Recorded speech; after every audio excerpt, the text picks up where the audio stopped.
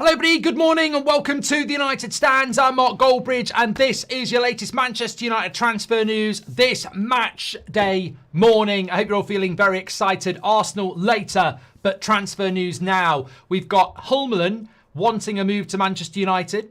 We've got Gary Neville speaking about the goalkeeping situation. We've got a ridiculous story about David De Gea returning, and we've got pressure on the Manchester United manager from journalists in the mainstream before he's even started. Lots to get into, plus a few extra quotes from Amorim's embargoed section last night. But let's start off with the big news. Now, we spoke about this yesterday. Lots of people talking about Wharton, but there was a very interesting story from Simon Stone in the BBC yesterday morning, who doesn't do speculation, basically saying that he'd been told the chances of Hjulmand leaving Sporting this summer are big. And lo and behold, we have an update here from Fabrizio Romano, which is basically a transfer request.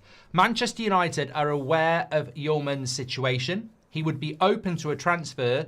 No concrete negotiations between the clubs. Sporting does not want to lose another top player, and it will be a tough deal. Well, welcome to the list. Welcome to the queue. I think every deal is tough now. Baleba, obviously, looks like it's over. Wharton would be the toughest of the lot, and Hjulmand's not going to be easy. But I tell you what, anything that's worth getting isn't necessarily easy to work for. So it's looking like a very similar situation to Hjulmand, other than Man United haven't gone public through Ornstein yet. So Hjulmand leaving Sporting is something that's being mentioned way before we've got involved. And now with Baleba out the picture, this looks interesting.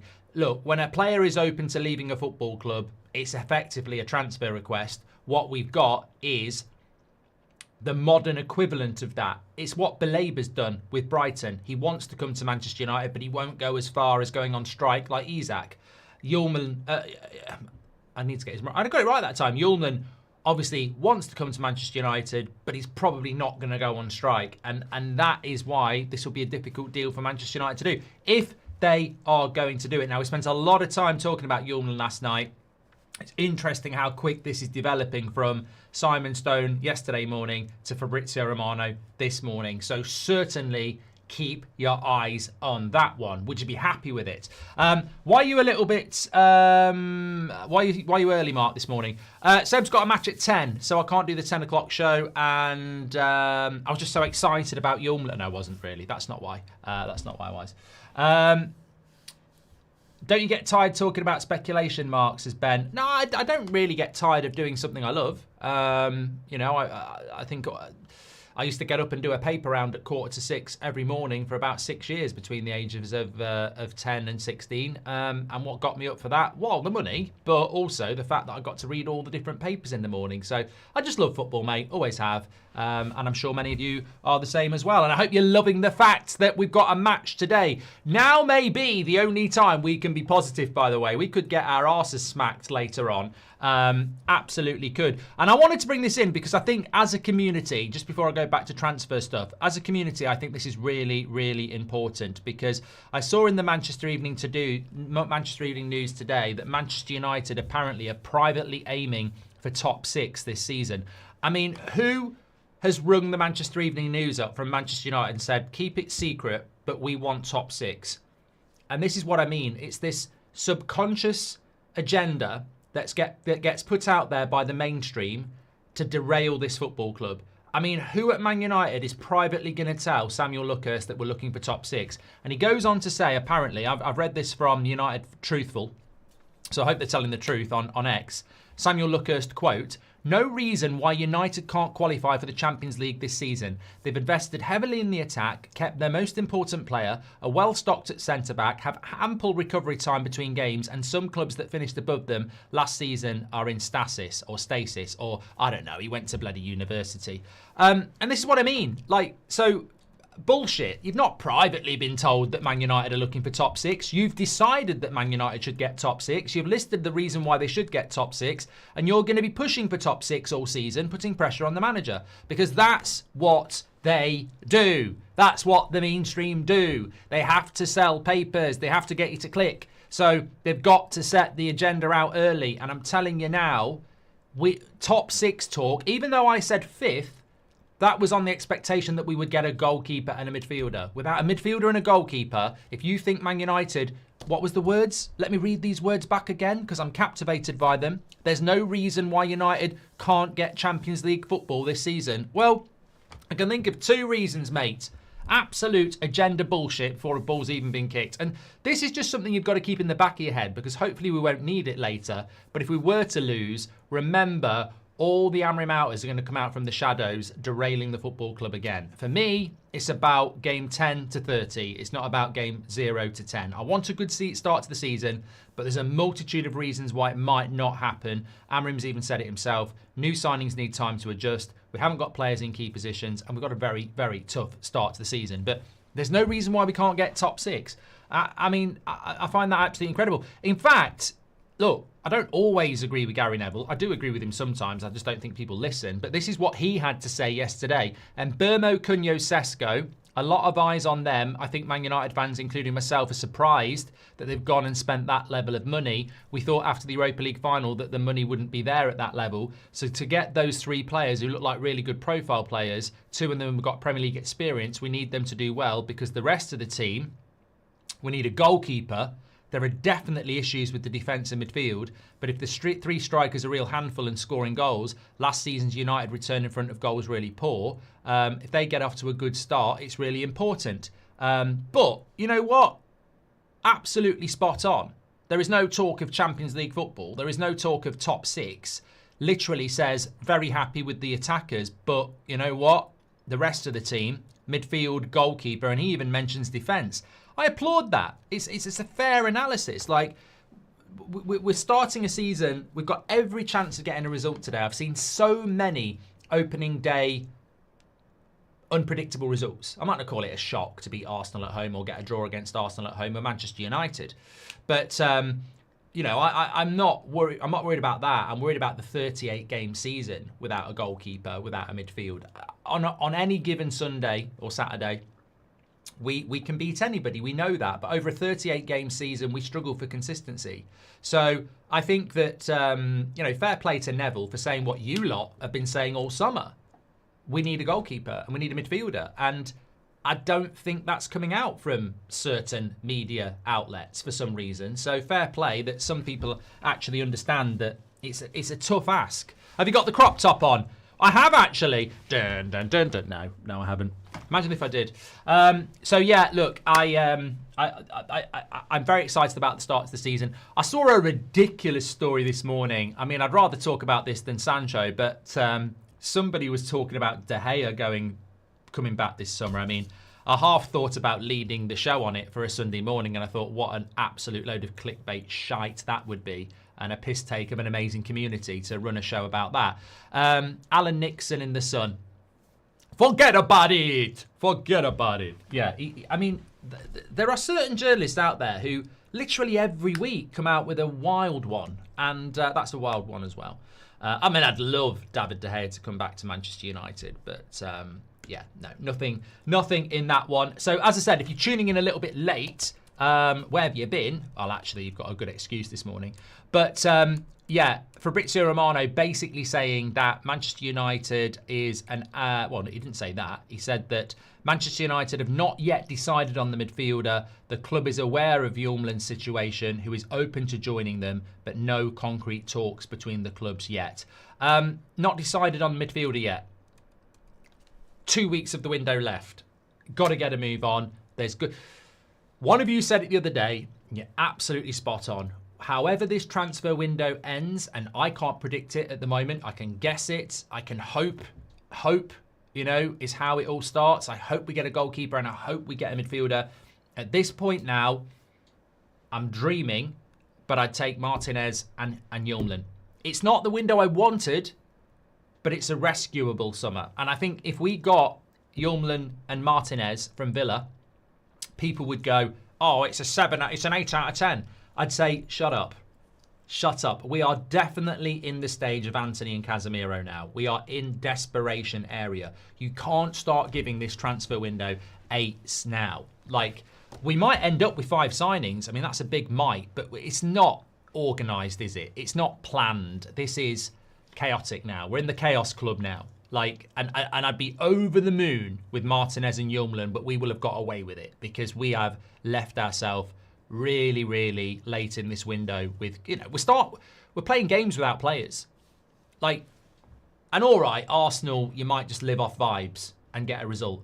But Fulham away next week, you know, this is where you need your new signings. So I would love to think that we can get Hjulmand and Martinez in. That's the dream in this short window we've got left. But I'm not expecting that at all. I'm really not expecting that at all. There's 2 weeks left and the season starts today. So I don't know. We'll have to wait and see. Armin says, I'm concerned about Hjulmand taking time to settle into the Premier League. The media won't give him time and they'll call him a flop and put the pressure on, says Armin. Mate, that's not exclusive to us. I was watching Liverpool on Friday night and apparently Wirtz is a flop now. Society is to blame. I mentioned this on the watch along the other day. Too many of us now spend our lives swiping through 30-second videos. It's killed patience. Last night, I had my yearly summer tradition. I sat and watched Heat from 10 o'clock till 1 o'clock in the morning. I'm captivated for 3 hours. I don't look at my phone. I just love that film. Not many people can do that now. Not many people have the skill of patience. And I'm so grateful that I lived in a world where patience was taught and learned. So when you get an Agate or a Hjulmand or a new signing, for me, it can be a roller coaster, but you've got to give them 2 years. And with younger players, you've got to give them maybe 3 or 4 years because they're teenagers. But modern society reflects that everywhere. Patience has disappeared in everything. People don't want to wait. People don't want to work for it. They want it now. The X Factor generation, the TikTok generation. So you're right. Like, look at Wirtz on Friday. He's a flop now. And it's so sad. But, like, I don't know what we do about it. Thankfully, some of us still retain patience. And if you bring Hjulmand in or Šeško in, it's absolutely logical that they're going to need a season or two to settle. Now, if they hit the ground running like people like Haaland did, yabba dabba do. But it's not guaranteed, is it? Neville fancies us strongly today, Mark, says Robert McCormack. Maybe he's setting us up for a fall. I mean, I don't fancy us strongly today. I think that's crazy. I don't think we're going to lose today, but I based that upon my preview, which you can go and check out if you're getting excited. No, I base it on the fact that it's Old Trafford, it's sunny, it's the opening game of the season, it's exciting, it's 75,000 fans, it's, you know, we can raise it. We can beat anybody on our day. We might catch Arsenal a little bit cold. I think the first 20 minutes are key. If Arsenal get comfortable on the ball, the confidence will flow and they'll beat us. Like, we've got to hurt Arsenal in the first 20 minutes. Like, I can't say 75,000 fans, excitement, opening day, and then for the first 20 minutes we let them have the ball. Like, because they'll settle in and they'll kill us. So we've got to score first, as we know. One of the big things I just want to say before the season kicks off, you know, like before every game, I go, these are the things I'm looking for. One of the big things I'm looking for this season, amongst many, is we hear all this talk about confidence and Man United are ready and this, that, and the other. Forget the players, forget the system, forget anything like that. One of the things I'm really interested in is when we go a goal behind, can we come back? Because that's something I've seen at this club for 10 years. The inability, you know, Liverpool was the worst, where, you know, it never should get to 7. It should have stopped at 2 or 3, because you should shut up and mentality should kick in. But have we got that mentality to kick back in and turn around things that go badly against us? Because that's been missing for years. Even in the Europa League final, you go 1-0 down early on, can't find a way back. So that's what I'm really looking at this squad, that mentality, because you can buy that, but we haven't bought enough of it. I prefer Edison or Agumi over Hjulmand. He's slow, says Malaki. Well, there's no guarantee that we're going for him at the moment. I just think naturally you're going to get stories about midfielders when we're not going for Baleba. Sadly, that Mainu Baleba midfield 2 that many of us were thinking about for the next decade doesn't look like it's going to happen at the moment. I mean, I'd love to see Mainu starting today. I think he'll go with Casemiro. But I actually think that Mainu's quicker, more athletic, and he's more comfortable on the ball than Agate. So I'd like to see Mainu starting with Bruno, but I think he'll go with Casemiro. Lovely early show while I'm walking the dog. Do you think Šeško starts today? I'd love him to get a full game, says JP. I think with Šeško he will start, but I think it's whether he'd do 90 minutes. Man United, since the Ten Hag days, have become increasingly more and more about minutes and laptops. So I just can't imagine him being given 90 minutes. It's 1 a.m. in the US, a few cold beers in. I think sitting badminton against Arsenal might be a mistake. I think we should go front foot and attack, says Wazza. The most Baleba-esque player is sitting in Roma shirt, Manu Kone. Shocked we've not gone near him, especially with Sancho going the other way, says Red Devil Girl. Good shout. We did help them out with selling Gyökeres, says Fighting Irish. Could the news being out of the Baleba deal and in for others be part of the negotiation tactics? The old walk away, says Christoph. I said this yesterday. I want to be responsible here and not, be, promoting, hype. But I don't believe we're out of the Baleba deal completely. I know logically we are, but until the window's shut or we've bought another midfielder, I don't think we are. I still think he really wants to come to United. Obviously, opening day for Brighton, 1-1 draw. You play it. It's a bit different when you've played a couple of games and you think, you know what, actually I do want the move. I've seen it before. So I wouldn't say it's definitely going to happen, but, hopefully it still can.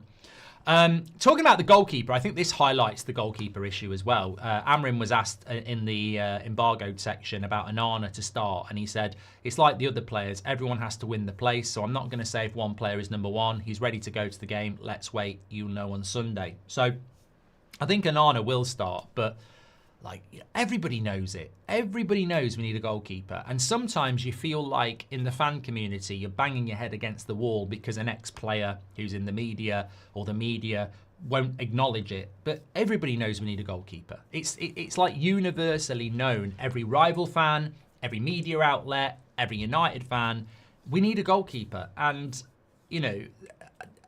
I hope it's not going to cost us today, but it's scary that we're going into a season where we don't have it. He was also asked about his feelings heading into the new season. He said, confident. I know in some moments we're going to struggle because it's a game against Arsenal. We are more prepared, though. I feel we have more players who can help us to change the momentum of the game. That can give you confidence. We have more options. If things are not working well, we can change things. That gives me more confidence in every game. Also, this was quite interesting what he said about the Ahmad and Mbeumo partnership. I'm not going to explain anything because I explained a lot of things last season and I prefer to keep some things to myself. They are both very good in one-on-one situations. They can both play, one of them can play, or they can both be on the bench. It's more options for me for each weekend. Now remember, my predicted lineup of Amorim is both those players on the bench. It's Mount next to Cunha in the 10, and it's Dalot over Ahmad at right wing back. So he might bench both those players. He said it himself. He might start one of them. He might start both of them. For me, when you're shit and you finish 15th and you've got Ahmad and Mbeumo in your squad, you start them. If you're Arsenal and you've got Rice and Saka, you start them. If you're Liverpool and you've got Salah and McAllister, you start them. If you're Newcastle and you've got Anthony Gordon and you've got Bruno Guimaraes, you start them. So I understand tactically we're going to play defensive, so he's going to go Dalot and Mount on my prediction. But I do also think, why have Man United started to play based on the opposition? I can't remember which manager started it, whether it was Ollie or Ten Hag, but we're trying to build a style of play. And I know sometimes you do have to change that because you might be playing, one of the best teams in the world. But this is the opening day at Old Trafford. And it would be strange not to see Ahmad, one of our best players, and Mbeumo, one of our best signings, not starting. But I'd prepare yourself for that because I think a tactical setup will be to be more disciplined, which means Mount and Dalot. But look, I don't know. I've got no idea. Do you think Man United are purposely playing Mainu less to get him to sign for a lower wage? Has got lucky. I don't know. I expect that contract to be announced at any point, really. City will ditch Rodri due to injury and sign Baleba, says Tilak. Probably.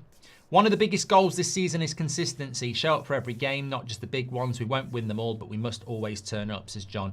Look, you can lose 12 games and finish 5th. That's what Newcastle did last year. So I don't expect us to not get beat. But like you say, it's how we get beat that matters.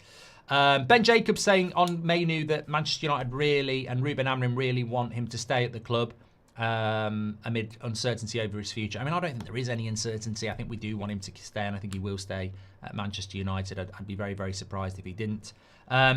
Just on injuries, Mazraoui not available for the game. So I don't know what... I think Onana obviously is available. I don't know about Xerxes. I think he will be on the bench, but he's had no pre-season, obviously. So... yeah, I wouldn't expect him to be involved, but Mazraoui certainly won't be involved. So, I mean, look, I don't want to talk about that because it's a positive day, but let's not forget that I spoke about this before the US tour started. Injuries have not disappeared from Manchester United. Like, they haven't. They are still going to have injuries. Absolutely no doubt about it. So I think that already this summer we've had Mazraoui miss a month, Xerxes miss a month. I don't count Onana. Goalkeeping injuries are quite rare. So those injuries are still something. And the reason I mention that is because that's why it's important that we still do big business in this summer transfer window, considering injuries are still going to be a problem. Why are injuries going to be a problem? Because a number of players are really, really... sorry, I've just lost my train of thought. I don't know what I was going to say. Oh, I know what I was going to say. Why are injuries still going to happen? Because Carrington being knocked, being renovated isn't going to stop the fact that we've still got predominantly the same players and predominantly the same fitness team. And some of these players are injury prone. So we're still going to pick up injuries, I'm afraid, which is why a big squad's so important. Okay, look, quick morning show. 13,000 watching. Absolute legends. I sense the excitement. We'll get the live chat opened up early for countdown to kickoff. Remember the order of the day today. Kickoff is at 4:30. My watch along starts at 4, but countdown to kickoff starts at 2:30. You've then got your match reaction with your interactive player ratings. That's back. Mark every player out of 10, 6 being the average. We end up with a massive thousands of aggregated scores. Get ready for that. If you haven't signed up for that, we'll get it into the next stream for you. Free to do that. Also got some really cool interactive stuff that we're going to change for the watch along this season, so the layout might be slightly different. Get ready for that as well. You might have noticed a few things that we've been doing in pre-season.